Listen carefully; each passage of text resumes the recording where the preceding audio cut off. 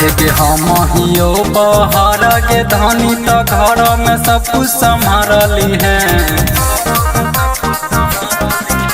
के हम हियो बहर के धनी तो घर में सब कुछ संभाली है। सुपवा दौड़बा ले जान छठी माई के घाट चढ़ाई दी है।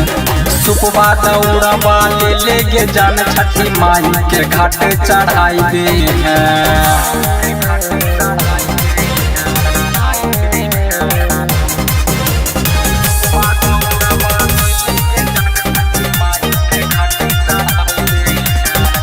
तो कुछ कमी के सोनमा बोली है हमारा फोनमा पर भेज देबो रुपया कुछ लेके हम लोनमा पर।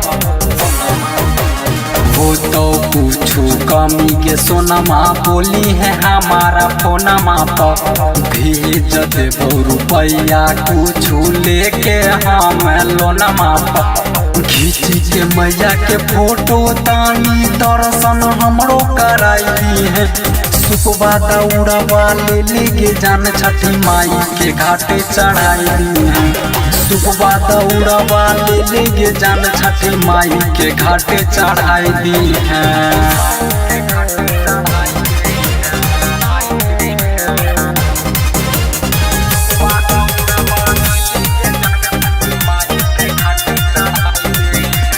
सजतो पान डाल के जानू कोड़ी है खबर गे साथ में जैतो बिट्टू बिलेंदर दे बहर गे। सजतो पान डाल के जानू कोड़ी है खबर गे साथ में जैतो बिट्टू बिलेंदर दे बहर गे।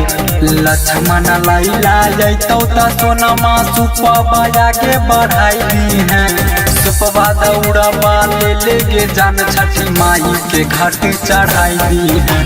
सुपवा दौड़बा ले जान छठी माई के घाट चढ़ाई दी है। अमन रिकॉर्डिंग स्टूडियो दिल्ली।